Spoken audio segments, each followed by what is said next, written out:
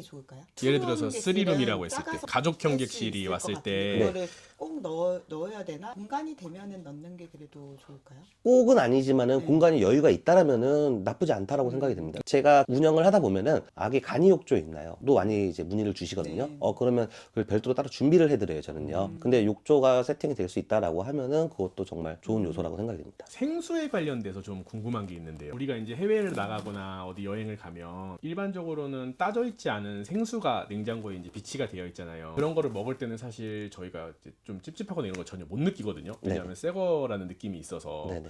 근데 만약에 이제 정수기를 세팅을 한다라고 했을 때에는 그런 생각이 드는 거예요. 이게 깨끗할까? 뭐 이런 일은 제가 의심이 많아서 그런 걸 수도 네네. 있는데 그런 게 외국인 입장에서 만약에 객실에 들어왔을 때 과연 정수기를 더 선호를 할 것인가 아니면 새 것으로 비치되어 있는 생수를 선호를 할 것인가 이런 부분도 좀 궁금하더라고요. 정수기는 있어야 된다라고 생각을 합니다. 그 이유가 호스트로서 체크아웃 상태를 봤을 때 정수기가 없는 숙소들은 빈 페트병이 정말 많아요. 그리고 아기랑 같이 오는 게스트는 전 많이 맞이를 하잖아요. 네. 정수기가 있다면은 정말 편리하게 사용을 해요. 근데 이제 관리가 되고 있냐 안 되고 있냐에 따라서 좀 이제 궁금하신 분들도 있을 것 같아서 저는 점검표를 좀 갖다 놓고 월에 몇 번씩 한다는 걸 항상 기재를 좀 해주는 편이거든요. 그렇게 제가 직접 셀프 서비스를 이용해서 네. 그런 것들을 항상 표기를 좀 해주는 편이에요. 방법을 모르는 분도 제법 있어서 방법을 영상으로도 좀 많이 남겨드리고 있고 너무 만족감은 있다라고 느껴집니다. 그러면은 그 방법을 영상으로 남겨주신다라는 건 영상을 이렇게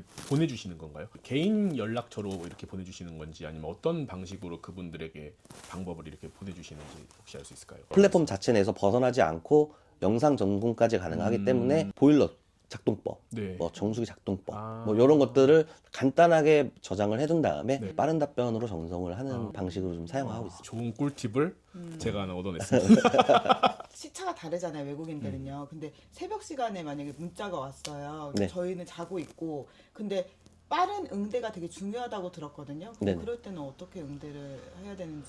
사실 저는 이제 직업이 되어 버린 제가 돼서 알람을 들으면 뭐 전화, 문자, 카카오톡 메시지는 보지 못하지만은 네. 에어비앤비 메시지 알람에는 반응을 해요. 자동으로. 네. 딱, 와. 근데 그렇다고 해서 뭐 무조건 매번 그럴 수는 없어요. 저도 사람인지라. 근데 이게 중요한 이유는 사실 호스트 설명글에 보면은 1시간 이내, 네. 뭐 24시간 이내, 한 달 이내 응답률이라는 보여지는 메시지가 있어요. 근데 보통은 1시간 이내가 가장 호스트가 소통이 원활하다라는 신뢰감을 좀 줄 수 네. 있는 요소이거든요. 그래서 가능한 빠르게 하는 거를 추천을 드리죠. 그렇다고 해서 뭐 어쩌다가 한번 잠들었는데 답장을 못했다라고 해서 불이익이 간다거나 그러진 않습니다. 처음 이제 호스팅을 하시는 분들은 메시지 설정을 잘 못하셔가지고 이제 당황하시는 경우도 많이 있거든요. 그래서 먼저 호스팅을 하시게 되면 메시지 설정들도 꼭 먼저 해두시는 것을 좀 추천을 드립니다. 현실적으로 고민한 질문이 나오니까 대답 주시는 것도 되게 이제 밀도 있게 잘 해주셔서 감사하고요. 에어비앤비에 대한 실질적인 궁금한 사항에 대해서 다음 질문 한번 네. 부탁드리겠습니다. 내년 6월 이때쯤이면은 저희도 이제 건물이 완공되는 부분이니까 네. 더 막 깊게 이제 알아보기 시작하는 것 같아요. 되게 궁금했던 게 많았는데 이렇게 좋은 자리 마련해 주셔갖고 너무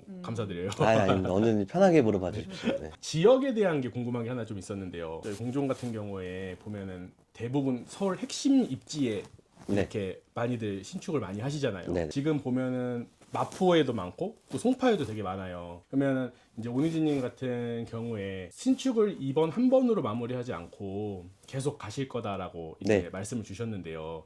기회가 돼서 만약에 송파에 신축을 할 수 있는 네. 기회가 생긴다면 네네네. 그것을 지어서도 그곳에서도 에어비앤비를 하실 마음이 있으신지 아니면 그곳에서는 에어비앤비보다는 원룸을 나는 할 것이다. 어떤 마음을 갖고 계신지 좀 저도 궁금하네요. 궁금해서요. 제가 이제 여기서 마포에서 에어비앤비를 운영을 하는 이유는 사실 정말 큰 수요가 있기 때문에 운영을 해요. 그렇다고 뭐 송파 쪽이 수요가 없다라는 건 아니에요. 그렇지만 저는 많은 시장 안에서 수요가 넘쳐나는 곳에서 운영을 좀 하고 싶은 거고, 송파 쪽에서는 저는 개인적으로 투룸이라면 살짝 고민을 많이 해볼 것 같아요. 근데 정말 주인 세대에서 넓은 숙소, 광활한 숙소가 있다라면은 저는 도전을 할 것 같습니다. 아래는 저희가 좋아하는 다중으로 운영을 하고 위에는 정말 넓은 숙소로 좀 에어비앤비를 해보고 싶은 로망은 좀 있습니다. 마포가 가장 항상 많이 추천을 많이 주시잖아요. 네. 중구, 뭐 마포 이쪽에 이제 워낙에 여행 수요가 많으니까. 근데 요즘 들어서 점점 성수도 커지고 요 며칠 전에 성수에 가봤더니 정말 외국인들이 많더라고요. 그래서 네네. 그렇게 수요가 옮겨갈 수도 있지 않을까라는 생각을 한편으로는 했었거든요. 근데 그 부분에 대해서는 혹시 또 어떻게 생각하시는지.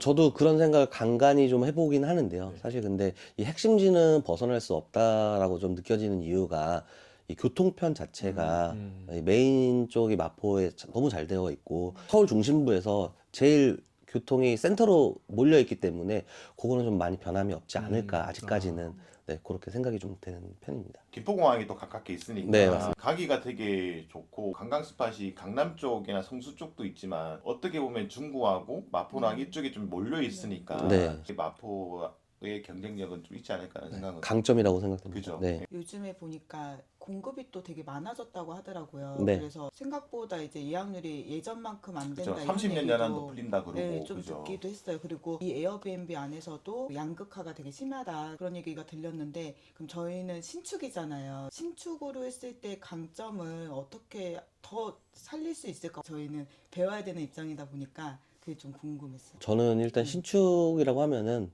제일 큰 강점은 엘리베이터.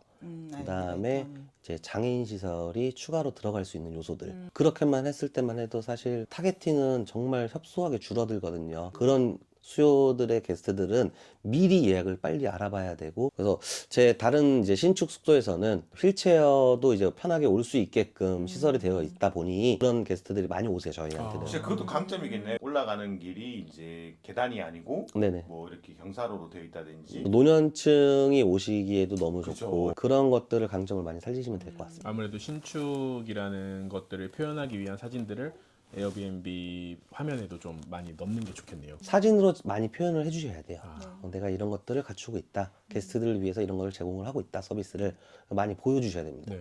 이제 마지막 질문이 될 것 같은데요. 브랜딩에 대해서 한번 여쭤보고 싶었어요. 호스텔이나 이런 호텔이나 모텔이나 이런 거는 네이버에도 뭐 하고 뭐 여러 플랫폼에 많이 등록들을 하잖아요. 외도민은 그게 참 제한적인 것 같아요. 네. 올릴 수 있는 플랫폼 자체가 네. 뭐 위험도 있고 미스터맨션도 있고 이렇게 하지만 사실상은 거의 대부분은 에어비앤비로 보여지는데 혹시 이런 거를 보완하기 위해서 인스타라든지 또는 뭐 블로그라든지 이런 거를 열어서 그거를 활용을 하는 거는 혹시 어떻게 보시는지 그리고 그게 얼마나 효과가 있을지 그런 부분이 더 좀 궁금합니다. 저는 사실 마케팅 쪽에 너무 둔한 성격이에요. 저는 그래서 저도 SNS나 블로그를 활용을 하지는 않지만 게스트들한테 꾸준히 보여줄 수 있는 채널이 있다라고 하면은 전 유지를 하는 게 좋다라고 봅니다. 저는 이제 다른 방법으로 저만의 이제 게스트 데이터베이스를 구축을 좀 하고 있어요. 그래서 제가 SNS 활동을 꾸준히 하는 게 정말 저한테는 어려운 일이라서 그런 방법을 말씀을 하셨다면